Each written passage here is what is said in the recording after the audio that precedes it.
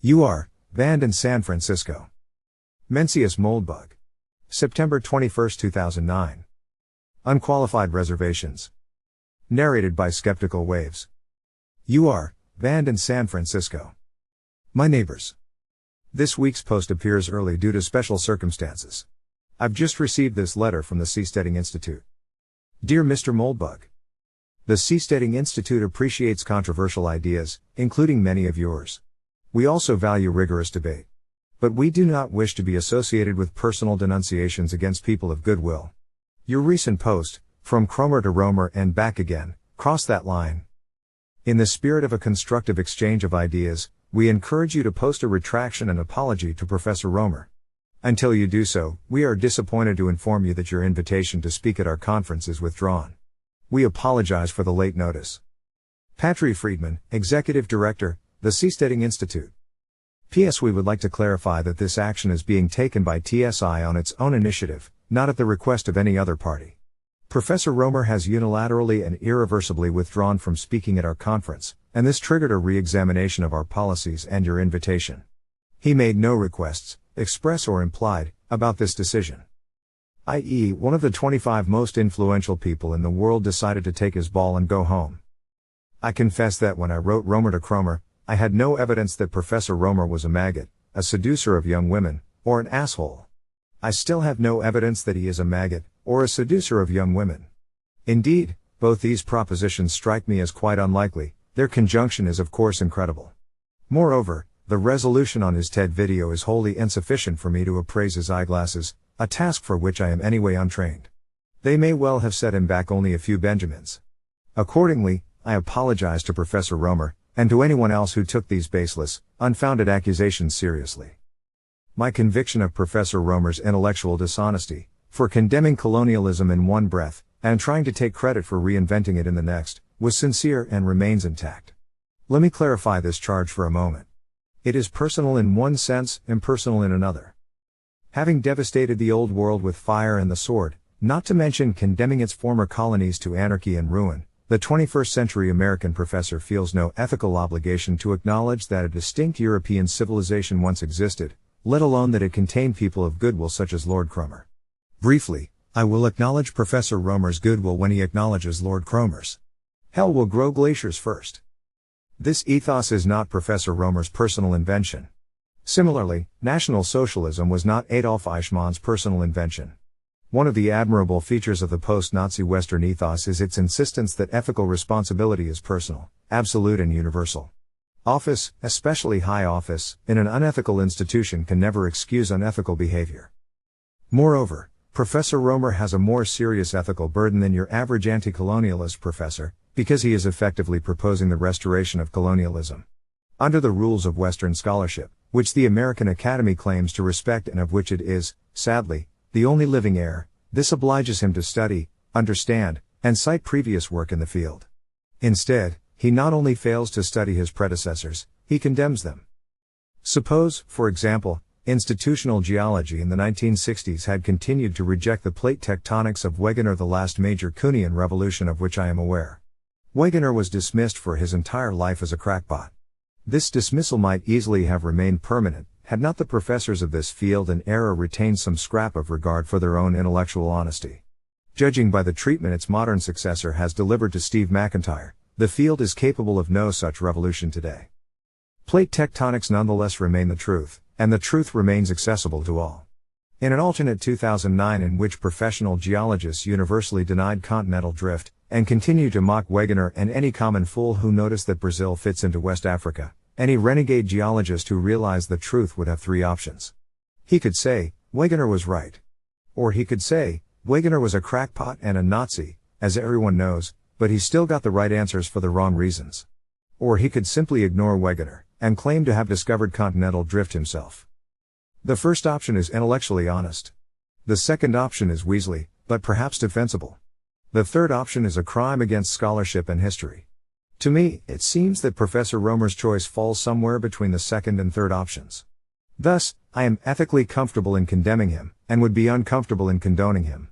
Lord Cromer does not exactly have a surplus of 21st century defenders.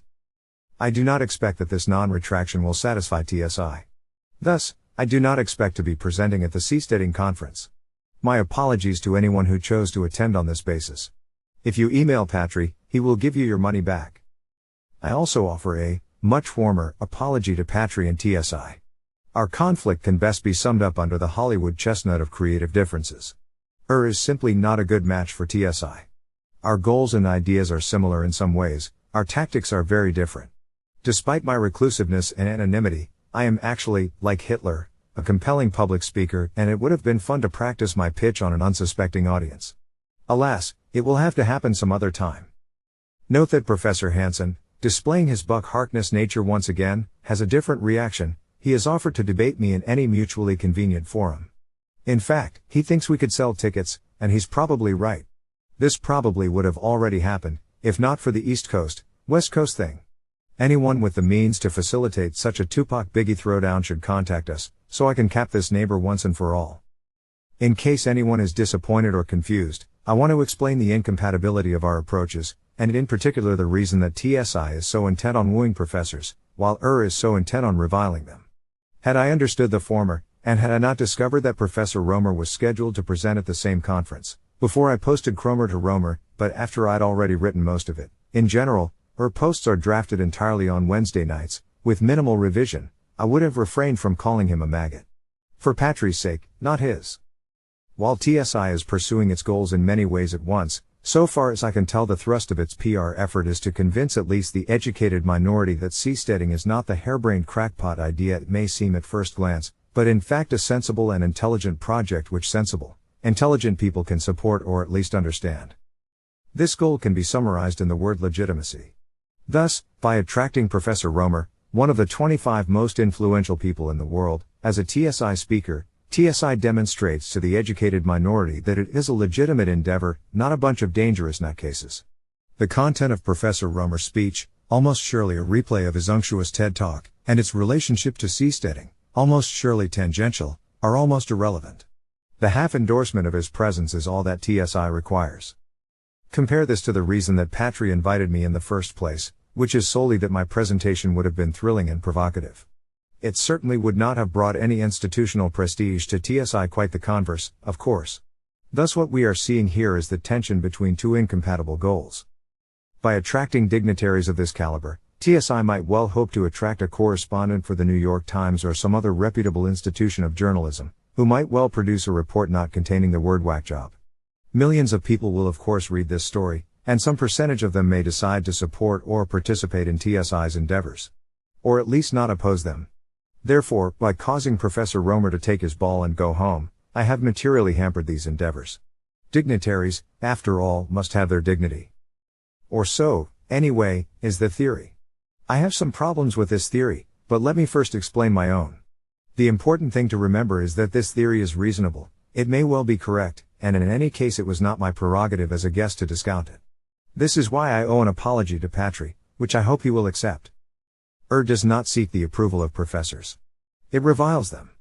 Moreover, the more influential my target is, the more hostile I feel free to be. For example, Professor Romer is one of the 25 most influential people in the world, which makes him a maggot. Of course, he last cracked this ranking in 1997, which means he may have slipped down to the top 200 or so.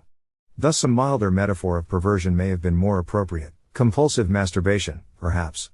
But he still includes this claim in his bio, so I feel he deserves the consequences. He can always have his flax edit Wikipedia and take it out. To me, the word professor is a historical misnomer. It implies that the individual is a sage, a teacher, and a man of learning. If you double the manly half of Professor Hansen, for instance, you will observe these qualities, and their rarity. They were also often seen in those who carried that title in the 19th and early 20th centuries, and they survive in some fields especially divorced from political purpose. Pure mathematics, for instance, or the classics. One clue to the fact that something fundamental has changed is the almost complete absence of true intellectual debate in the modern university. Nor does this mean congeniality pervades throughout.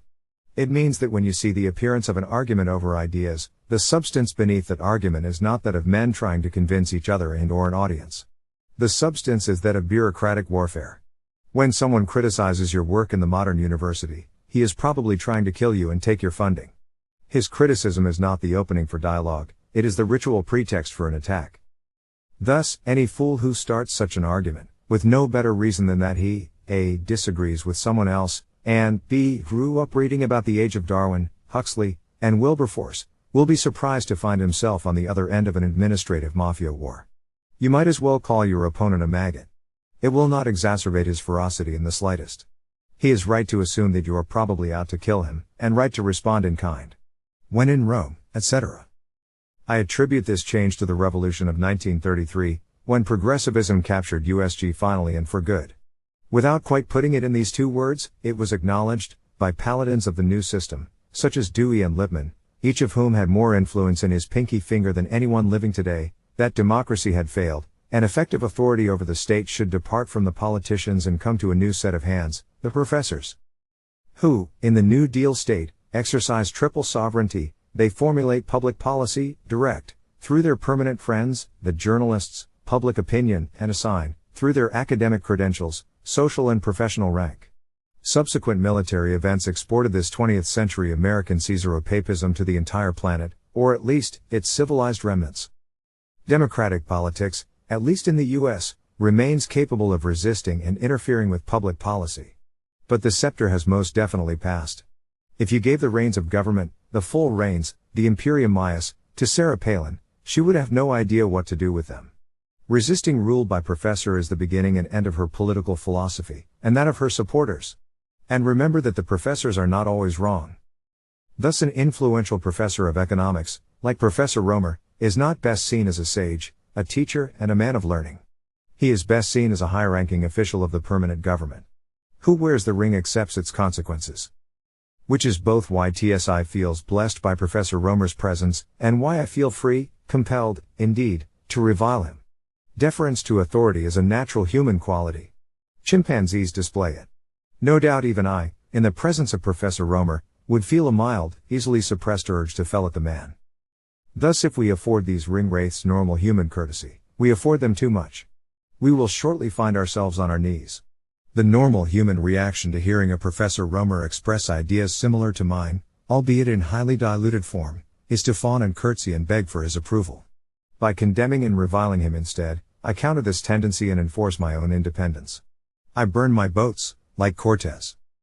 Er's objective is to do for the New Deal state what Voltaire did for the Catholic Church. Sufficient exposure to renders, or at least should render, it impossible for the reader to take these spheres seriously. No church can endure mockery. A Professor Romer is your modern version of a Catholic cardinal, with powers both spiritual and temporal. But Caesaropapism, once established, is a single cathedral. Its power over the mind cannot survive the loss of its power over the body. Its power over the body cannot survive the loss of its power over the mind. Both buttresses, built and joined, quickly become essential. The New Deal state is unassailable in its temporal authority. It is not unassailable in its spiritual authority. Once enough of the right people realize that the man under the red silk hat is not a sage and a teacher and a man of learning, but, the reader may substitute her own insult, the combination cannot survive. So there is a theory behind both tactics, Er's boat burning, and TSI's bridge building. It remains to compare these theories. The choice is a matter of opinion, of course. For me, it comes down to the question, has progressivism failed? Is the New Deal state, in any way, shape or form, redeemable? Can it be repaired? Or is it totaled? If you believe, like me, that it is totaled, reason compels you to believe that bridge building is at best a terrible waste of time, and at worst something far worse. By accepting the legitimacy, authority and permanence of the New Deal state, you are not only putting your money on a doomed horse, you are both accepting and contributing to that legitimacy, authority and permanence. Of course, if the state is not totaled and can be repaired, this is exactly the right thing to do. What puzzles me about the TSI approach is that its entire premise seems to assume that USG is totaled. Seasteading says, instead of devoting your good efforts to repairing USG, devote them to escaping it. Build new cities at sea, where USG cannot rule you. Making this work is a tall order for many reasons, but none too tall if the New Deal state is both irreparable and invincible, although if it is invincible, its navy probably is too. Whereas to seek legitimacy from USG is to acknowledge its own legitimacy. If you woo the professors and the journalists, they will either say no or yes. If they say no, your bridge building is wasted effort. If they say yes, the kingdoms of the earth are offered indeed. The Times can make anyone famous, important and successful. If they endorse seasteading, seasteading gets a big Barry Bonds injection of ring juice. But the ring it receives is not the one, its powers can be revoked. No one can revoke the powers of the times. So if TSI succeeds in becoming a legitimate institution, it thus subjects itself to the authority of these powers. Should it displease them for a second, its ring melts on its finger. Thus it begins by trying to escape USG, and finishes as its toy. I find this scenario quite improbable. Ring wraiths are evil, not stupid. It is very easy to see what TSI is and is trying to do. Such a venture will never, ever be politically correct. If there was any chance of disguising it, which there probably was not, it disappeared with Peter Thiel's essay against democracy. Once a right-wing extremist, always a right-wing extremist. Your Nazgul has an impeccable sense of smell. Curiously, there is a parallel to Professor Romer's own program. Charter cities will never, ever happen. If they do, I will fell at either the good professor, or a homeless person of his choice. There is one place in the world where international trusteeship exists, Bosnia. Exercise for the reader: in what way is Bosnia different from the former colonial world? Hint: what three-letter word starts with W and ends with G? Again, the ring wraiths are not stupid. They know colonialism when they see it. They don't like it at all. Any effort invested in diluting and disguising it is wasted. If Professor Romer's goal is to make something happen, he might as well just propose that NATO restore the Raj in Afghanistan. His chances would be the same, 0. But making something happen is not his goal. His goal is to get good PR and climb back into that top 25, by proposing a clever idea which no one else has thought of. Hence the irresistible metaphor of non-reproductive sex. If TSI is thinking along the same lines, consciously or unconsciously, it should probably inform its supporters of the matter. At present, the tone of TSI's coverage is this, which reflects the journalist's perception that seasteading is, A, new, B, kind of funny, and C, extremely unlikely to succeed. As A changes, the coverage will disappear. If C changes, it will reappear with a vengeance. Or so is my prediction. As Hunter Thompson so memorably put it, you can't wallow with the eagles at night and soar with the pigs in the morning. Will always be found wallowing with the eagles. TSI, while it might like to do both, would clearly rather soar with the pigs. I feel that the less luck it has in this endeavor, the greater its chance of success in the long run. If I were running TSI, as of course I am not, I would discard the entire strategy of PR, outreach and legitimacy. What seasteading needs is not a million people who think it's a cool idea, but 1,000 fanatics completely dedicated to making it happen. TSI does not need the New York Times to find these people. In fact, outreach makes it harder to identify them, because it makes it hard to separate the fanatical supporters from the casual ones. TSI's approach reminds me of that of many software startups I've seen, and more than one I've worked for. One of the classic startup errors is going too wide, too soon. Rather than focusing on the niche market it can own and hitting it with maximum force, a startup which makes this mistake, typically egged on by low-grade VCs, tries to sell its product to the entire world, which quickly rejects it. Seasteading is a niche market if I've ever seen one. Yes, going wide helps you raise money. But money is never free. If your strategy depends on raising money from people who found you in the New York Times, your strategy is beholden to the New York Times. If you raise money through spin, you are a prisoner of that spin. Getting in the habit of telling it straight and telling it whole may raise less money, or not, but the money you raise will be better money. Yes, Virginia, there is such a thing as bad money. Compare the strategy of seasteading to that of another notable exercise in artificial community, Burning Man. Today, Burning Man is both legitimate and successful. But it is legitimate because it was first successful, not successful because it was first legitimate. The burners did not start by founding a Burning Man Institute to promote their concept. They started by burning the man. My message to the seasteaders is, get out there. If you want to prove that seasteading isn't a joke, buy a boat and find a bunch of crazy people who are willing to live on it. Stop promoting, put everything into doing. Any number of eloquent essays, rigorous engineering studies, lovely websites, academic endorsements, or glowing write-ups in the Times, do not add up to one genuine maritime community. Worse, they subtract energy and focus from the incredibly difficult task of creating one. One way to think of this is to consider the long, distinguished history of prison ships. Every ship at sea past sight of land is a prison, more secure than Alcatraz. A ship without a destination is a prison ship by definition. So the question is, who wants to go to prison? A hard problem. But not an unsolvable one. Suppose you could go to prison with 40 or 50 of the coolest people in the world? Living and working together, perhaps, half internet startup, half commune, half correctional facility. A hard problem. But not an unsolvable one, if you focus on it. Once you have one such ship and it succeeds, you can have another. Once you have two, you can have three. Once you have three, they can tie up to each other and have a big party.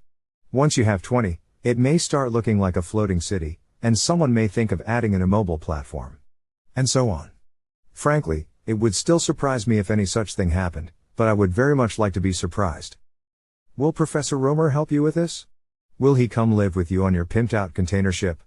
There's never been a better time to buy a container ship. If he disapproves, will it keep you in port? The answers are no, and no, and no. Enough with seasteading. Again, the essential point of disagreement is, can the New Deal state be saved, rescued, repaired, or restored? Since this is my answer is the same as Carlyle's, no. And since this is the week would not be complete without a lengthy excerpt. From the first Latter-day pamphlet, The Present Time.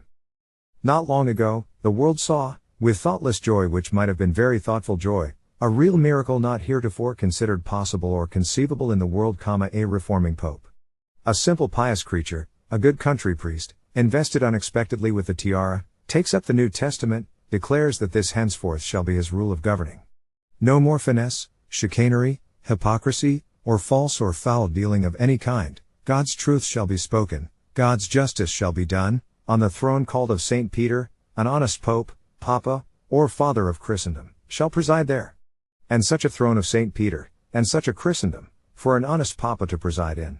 The European populations everywhere hailed the omen, with shouting and rejoicing, leading articles and tar barrels, thinking people listened with astonishment, not with sorrow if they were faithful or wise, with awe rather as at the heralding of death, and with a joy as of victory beyond death. Something pious, grand and as if awful in that joy, revealing once more the presence of a divine justice in this world. For, to such men, it was very clear how this poor devoted pope would prosper, with his New Testament in his band. An alarming business, that of governing in the throne of St. Peter by the rule of veracity. By the rule of veracity, the so-called throne of St. Peter was openly declared, above 300 years ago, to be a falsity, a huge mistake, a pestilent dead carcass, which this sun was weary of. More than 300 years ago, the throne of St. Peter received peremptory judicial notice to quit, authentic order, registered in heaven's chancery and since legible in the hearts of all brave men, to take itself away, to be gone, and let us have no more to do with it and its delusions and impious deliriums, and it has been sitting every day since, it may depend upon it, at its own peril withal, and will have to pay exact damages yet for every day it has so sat. Law of veracity. What this popedom had to do by the law of veracity, was to give up its own foul galvanic life, an offense to gods and men, honestly to die, and get itself buried. Far from this was the thing the poor pope undertook in regard to it, and yet, on the whole, it was essentially this too. Reforming pope? Said one of our acquaintance, often in those weeks, was there ever such a miracle? About to break up that huge impostrum too, by curing it? Turgot and Necker were nothing to this. God is great, and when a scandal is to end, brings some devoted man to take charge of it in hope, not in despair. But cannot he reform? Asked many simple persons, to whom our friend in grim banter would reply, reform a popedom, hardly. A wretched old kettle, ruined from top to bottom, and consisting mainly now of foul grime and rust, stop the holes of it, as your antecessors have been doing, with temporary putty, it may hang together yet a while, begin to hammer at it, solder at it, to which you call mend and rectify it, it will fall to sure as rust is rust, go all into nameless dissolution, and the fat in the fire will be a thing worth looking at, poor pope. So accordingly it is proved. The poor pope, amid felicitations and tar barrels of various kinds, went on joyfully for a season, but he had awakened, he as no other man could do, the sleeping elements, mothers of the whirlwinds, conflagrations, earthquakes. Questions not very soluble at present, or even sages and heroes set to solve them, began everywhere with new emphasis to be asked. Questions which all official men wished, and almost hoped, to postpone till doomsday. Doomsday itself had come, that was the terrible truth. For, sure enough, if once the law of veracity be acknowledged as the rule for human things, there will not anywhere be want of work for the reformer. In very few places do human things adhere quite closely to that law. Here was the Papa of Christendom proclaiming that such was actually the case, whereupon all over Christendom such results as we have seen. The Sicilians, I think, were the first notable body that set about applying this new strange rule sanctioned by the General Father. They said to themselves, "We do not by the law of veracity belong to Naples and these Neapolitan officials. We will, by favor of heaven and the Pope, be free of these." Fighting ensued. Insurrection, fiercely maintained in the Sicilian cities, with much bloodshed, much tumult and loud noise, vociferation extending through all newspapers and countries. The effect of this, carried abroad by newspapers and rumor, was great in all places, greatest perhaps in Paris, which for 60 years past has been the city of insurrections. The French people had plumed themselves on being, whatever else they were not, at least the chosen soldiers of liberty, who took the lead of all creatures in that pursuit, at least, and had become, as their orators, editors and literators diligently taught them, a people whose bayonets were sacred, a kind of Messiah people, saving a blind world in its own despite, and earning for themselves a terrestrial and even celestial glory very considerable indeed. And here were the wretched downtrodden populations of Sicily risen to rival them, and threatening to take the trade out of their hand. No doubt of it, this hearing continually of the very Pope's glory as a reformer, of the very Sicilians fighting divinely for liberty behind barricades, must have bitterly aggravated the feeling of every Frenchman, as he looked around him, at home, on a Louis Philippism which had become the scorn of all the world. Ichabod, is the glory departing from us? Under the sun is nothing baser, by all accounts and evidences, than the system of repression and corruption, of shameless dishonesty and unbelief in anything but human baseness, that we now live under. The Italians, the very Pope, have become apostles of liberty, and France is what is France. We know what France suddenly became in the end of February next, and by a clear enough genealogy, we can trace a considerable share in that event to the good simple Pope with the New Testament in his hand. An outbreak, or at least a radical change and even inversion of affairs hardly to be achieved without an outbreak, everybody felt was inevitable in France, but it had been universally expected that France would as usual take the initiative in that matter, and had there been no reforming Pope, no insurrectionary Sicily, France had certainly not broken out then and so, but only afterwards and otherwise. The French explosion, not anticipated by the cunningest man there on the spot scrutinizing it, burst up unlimited, complete, defying computation or control. Close following which, as if by sympathetic subterranean electricities, all Europe exploded, boundless, uncontrollable. And we had the year 1848, one of the most singular, disastrous, amazing, and, on the whole, humiliating years the European world ever saw. Not since the eruption of the northern barbarians has there been the like. Everywhere immeasurable democracy rose monstrous, loud, blatant, inarticulate as the voice of chaos. Everywhere the official holy of holies was scandalously laid bare to dogs and the profane enter, all the world, see what kind of official holy it is. Kings everywhere, and reigning persons, stared in sudden horror, the voice of the whole world bellowing in their ear, "Begone, ye imbecile hypocrites, histrios not heroes. Off with you, off." And, what was peculiar and notable in this year for the first time, the kings all made haste to go, as if exclaiming, "We are poor histrios, we sure enough did you want heroes? Don't kill us, we couldn't help it." Not one of them turned round, and stood upon his kingship, as upon a right he could afford to die for, or to risk his skin upon, by no manner of means. That, I say, is the alarming peculiarity at present. Democracy, on this new occasion, finds all kings conscious that they are but play actors. The miserable mortals, enacting their high life below stairs, with faith only that this universe may perhaps be all a phantasm and hypocrisies, the truculent constable of the destinies suddenly enters, scandalous phantasms, what do you hear? Are solemnly constituted impostors the proper kings of men? Did you think the life of man was a grimacing dance of apes? To be led always by the squeak of your paltry fiddle? Ye miserable, this universe is not an upholstery puppet play, but a terrible God's fact, and you, I think, had not you better be gone. They fled precipitately, some of them with what we may call an exquisite ignominy, and terror of the treadmill or worse. And everywhere the people, or the populace, take their own government upon themselves, an open kinglessness, what we call anarchy. How happy if it be anarchy plus a street constable! Is everywhere the order of the day. Such was the history, from Baltic to Mediterranean, in Italy, France, Prussia, Austria, from end to end of Europe, in those March days of 1848. Since the destruction of the old Roman Empire by inroad of the northern barbarians, I have known nothing similar. And so, then, there remained no king in Europe, no king except the public haranguer, haranguing on barrelhead, in leading article, or getting himself aggregated into a national parliament to harangue. And for about 4 months all France, and to a great degree all Europe, rough-ridden by every species of delirium, except happily the murderous for most part, was a weltering mob, presided over by M. de Lamartine, at the Hôtel de Ville, a most eloquent fair-spoken literary gentleman, whom thoughtless persons took for a prophet, priest and heaven-sent evangelist, and whom a wise Yankee friend of mine discerned to be properly the first stump orator in the world, standing too on the highest stump comma for the time. A sorrowful spectacle to men of reflection, during the time he lasted, that poor M. de Lamartine, with nothing in him but melodious wind and soft sodor, which he and others took for something divine and not diabolic. Sad enough, the eloquent latest impersonation of chaos come again, able to talk for itself, and declare persuasively that it is cosmos. However, you have but to wait a little. In such cases, all balloons do and must give up their gas in the pressure of things, and are collapsed in a sufficiently wretched manner before long.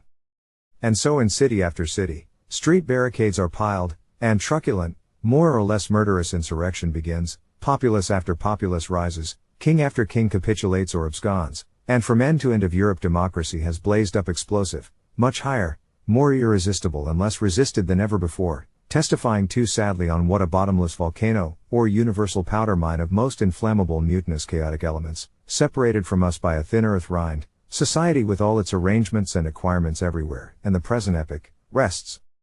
The kind of persons who excite or give signal to such revolution: students, young men of letters, advocates, editors, hot inexperienced enthusiasts, or fierce and justly bankrupt desperadoes, acting everywhere on the discontent of the millions and blowing it into flame, might give rise to reflections as to the character of our epoch. Never till now did young men, and almost children, take such a command in human affairs. A changed time since the word senior, seigneur, or elder, was first devised to signify lord, or superior as in all languages of men we find it to have been. Not an honorable document this either, as to the spiritual condition of our epoch. In times when men love wisdom, the old man will ever be venerable, and be venerated, and reckon noble. In times that love something else than wisdom, and indeed have little or no wisdom, and see little or none to love, the old man will cease to be venerated, and looking more closely, also, you will find that in fact he has ceased to be venerable, and has begun to be contemptible, a foolish boy still, a boy without the graces, generosities and opulent strength of young boys. In these days, what of lordship or leadership is still to be done, the youth must do it, not the mature or aged man. The mature man, hardened into skeptical egoism, knows no monition but that of his own frigid cautious avarices, mean timidities, and can lead no whither towards an object that even seems noble. But to return. This mad state of matters will of course before long allay itself, as it has everywhere begun to do. The ordinary necessities of men's daily existence cannot comport with it, and these, whatever else is cast aside, will have their way. Some remounting, very temporary remounting of the old machine, under new colors and altered forms, will probably ensue soon in most countries. The old histrionic kings will be admitted back under conditions, under constitutions, with national parliaments, or the like fashionable adjuncts, and everywhere the old daily life will try to begin again. But there is now no hope that such arrangements can be permanent, that they can be other than poor temporary makeshifts, which, if they try to fancy and make themselves permanent, will be displaced by new explosions recurring more speedily than last time. In such baleful oscillation, afloat as amid raging bottomless eddies and conflicting sea currents, not steadfast as on fixed foundations, must European society continue swaying, now disastrously tumbling, then painfully readjusting itself, at ever shorter intervals, till once the new rock basis does come to light, and the weltering deluges of mutiny, and of need to mutiny, abate again. For universal democracy, whatever we may think of it, has declared itself as an inevitable fact of the days in which we live, and he who has any chance to instruct, or lead, in his days, must begin by admitting that new street barricades, and new anarchies, still more scandalous if still less sanguinary, must return and again return, till governing persons everywhere know and admit that democracy, it may be said everywhere, is here. For 60 years now, ever since the grand or first French Revolution, that fact has been terribly announced to all the world, in message after message, some of them very terrible indeed, and now at last all the world ought really to believe it. That the world does believe it, that even kings now as good as believe it, and know, or with just terror surmise, that they are but temporary phantasm play actors, and that democracy is the grand, alarming, imminent and indisputable reality. This, among the scandalous phases we witnessed in the last 2 years, is a phasis full of hope, a sign that we are advancing closer and closer to the very problem itself, which it will behoove us to solve or die, that all fighting and campaigning and coalitioning in regard to the existence of the problem, is hopeless and superfluous henceforth. The gods have appointed it so, no pit, nor body of pits or mortal creatures can appoint it otherwise. Democracy, sure enough, is here, one knows not how long it will keep hidden underground even in Russia and here in England, though we object to it resolutely in the form of street barricades and insurrectionary pikes, and decidedly will not open doors to it on those terms. The tramp of its million feet is on all streets and thoroughfares, the sound of its bewildered thousandfold voice is in all writings and speakings, in all thinkings and modes and activities of men. The soul that does not now, with hope or terror, discern it, is not the one we address on this occasion. What is democracy, this huge inevitable product of the destinies, which is everywhere the portion of our Europe in these latter days? There lies the question for us.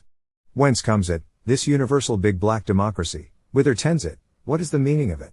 A meaning it must have, or it would not be here. If we can find the right meaning of it, we may, wisely submitting or wisely resisting and controlling, still hope to live in the midst of it. If we cannot find the right meaning, if we find only the wrong or no meaning in it, to live will not be possible! The whole social wisdom of the present time is summoned, in the name of the giver of wisdom, to make clear to itself, and lay deeply to heart with an eye to strenuous valiant practice and effort, what the meaning of this universal revolt of the European populations, which calls itself democracy, and decides to continue permanent, may be. Certainly it is a drama full of action, event fast following event, in which curiosity finds endless scope, and there are interests at stake, enough to rivet the attention of all men, simple and wise. Whereat the idle multitude lift up their voices, gratulating, celebrating sky high, in rhyme and prose announcement, more than plentiful, that now the new era, and long expected year one of perfect human felicity has come. Glorious and immortal people, sublime French citizens, heroic barricades, triumph of civil and religious liberty, O heaven! One of the inevitablest private miseries, to an earnest man in such circumstances, is this multitudinous efflux of oratory and psalmody, from the universal foolish human throat, drowning for the moment all reflection whatsoever, except the sorrowful one that you are fallen in an evil, heavy laden, long-eared age, and must resignedly bear your part in the same. The front wall of your wretched old crazy dwelling, long denounced by you to no purpose, having at last fairly folded itself over and fallen prostrate into the street, the floors, as may happen, will still hang on by the mere beam ends and coherency of old carpentry, though in a sloping direction, and depend there till certain poor rusty nails and worm-eaten dovetailings give way. But is it cheering, in such circumstances, that the whole household burst forth into celebrating the new joys of light and ventilation, liberty and picturesqueness of position, and thank God that now they have got a house to their mind? My dear household, cease singing and psalmodying, lay aside your fiddles, take out your work implements, if you have any, for I can say with confidence the laws of gravitation are still active, and rusty nails, worm-eaten dovetailings, and secret coherency of old carpentry, are not the best basis for a household! In the lanes of Irish cities, I have heard say, the wretched people are sometimes found living, and perilously boiling their potatoes, on such swing floors and inclined planes hanging on by the joisthands, but I did not hear that they sang very much in celebration of such lodging. No, they slid gently about, sat near the back wall, and perilously boiled their potatoes, in silence for most part! High shouts of exultation, in every dialect, by every vehicle of speech and writing, rise from far and near over this last avatar of democracy in 1848, and yet, to wise minds, the first aspect it presents seems rather to be one of boundless misery and sorrow. What can be more miserable than this universal hunting out of the high dignitaries, solemn functionaries, and potent, grave and reverend seigneurs of the world, this stormful rising up of the inarticulate dumb masses everywhere, against those who pretended to be speaking for them and guiding them? These guides, then, were mere blind men only pretending to see. These rulers were not ruling at all, they had merely got on the attributes and clothes of rulers, and were surreptitiously drawing the wages, while the work remained undone? The kings were sham kings, play-acting as at Drury Lane and what were the people with all that took them for real? It is probably the hugest disclosure of falsity in human things that was ever at one time made. These reverend dignitaries that sat amid their far-shining symbols and long-sounding long-admitted professions, were mere impostors, then. Not a true thing they were doing, but a false thing. The story they told men was a cunningly devised fable, the gospels they preached to them were not an account of man's real position in this world, but an incoherent fabrication, of dead ghosts and unborn shadows, of traditions, cants, indolences, cowardices, a falsity of falsities, which at last ceases to stick together. Willfully and against their will, these high units of mankind were cheats, then, and the low millions who believed in them were dupes, a kind of inverse cheats, too, or they would not have believed in them so long. A universal bankruptcy of imposture, that may be the brief definition of it. Imposture everywhere declared once more to be contrary to nature, nobody will change its word into an act any farther: fallen insolvent, unable to keep its head up by these false pretenses, or make its pot boil any more for the present. A more scandalous phenomenon, wide as Europe, never afflicted the face of the sun. Bankruptcy everywhere, foul ignominy, and the abomination of desolation, in all high places, odious to look upon, as the carnage of a battlefield on the morrow morning. A massacre not of the innocents, we cannot call it a massacre of the innocents, but a universal tumbling of impostors and of impostures into the street! Such a spectacle, can we call it joyful? There is a joy in it, to the wise man too, yes, but a joy full of awe, and as it were sadder than any sorrow, like the vision of immortality, unattainable except through death and in the grave. And yet who would not, in his heart of hearts, feel piously thankful that imposture has fallen bankrupt? By all means let it fall bankrupt, in the name of God let it do so, with whatever misery to itself and to all of us. Imposture, be it known then, known it must and shall be, is hateful, unendurable to God and man. Let it understand this everywhere, and swiftly make ready for departure, wherever it yet lingers, and let it learn never to return, if possible. The eternal voices, very audibly again, are speaking to proclaim this message, from side to side of the world. Not a very cheering message, but a very indispensable one. Alas, it is sad enough that anarchy is here, that we are not permitted to regret its being here, for who that had, for this divine universe, and I which was human at all, could wish that shams of any kind, especially that sham kings, should continue? No, at all costs, it is to be prayed by all men that shams may cease. Good heavens, to what depths have we got, when this to many a man seems strange? Yet strange to many a man it does seem, and to many a solid Englishman, wholesomely digesting his pudding among what are called the cultivated classes, it seems strange exceedingly, a mad ignorant notion, quite heterodox, and big with mere ruin. He has been used to decent forms long since fallen empty of meaning, to plausible modes, solemnities grown ceremonial, what you in your iconoclast humor call shams, all his life long, never heard that there was any harm in them, that there was any getting on without them. Did not cotton spin itself, beef grow, and groceries and spiceries come in from the east and the west, quite comfortably by the side of shams? Kings reigned, what they were pleased to call reigning, lawyers pleaded, bishops preached, and honorable members perorated, and to crown the whole, as if it were all real and no sham there, did not scrip continue saleable, and the banker pay in bullion, or paper with a metallic basis? The greatest sham, I have always thought, is he that would destroy shams. Even so. To such depth have I, the poor knowing person of this epoch, got almost below the level of lowest humanity, and down towards the state of apehood and oxhood.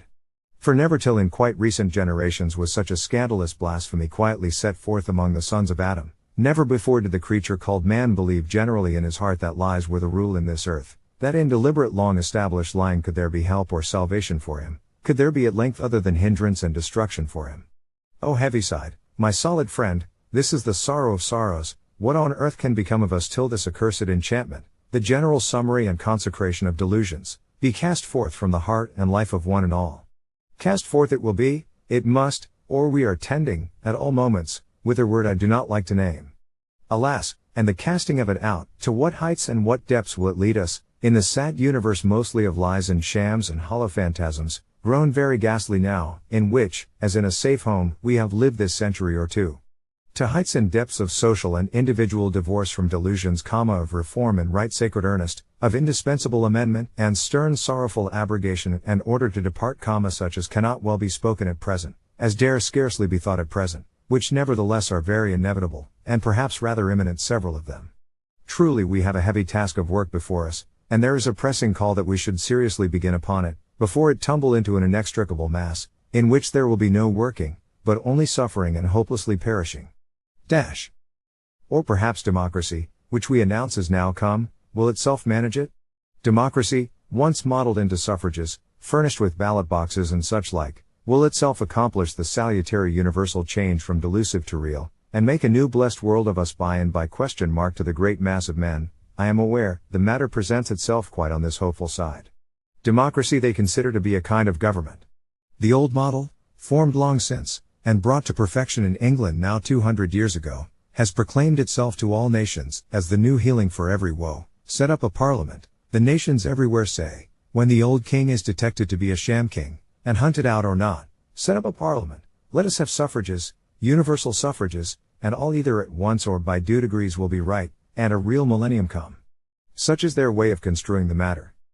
Such is, alas, by no means my way of construing the matter. Continue here, if you're hooked. As, alas, I am. A heavy task of work, indeed. But by no means to be shirked.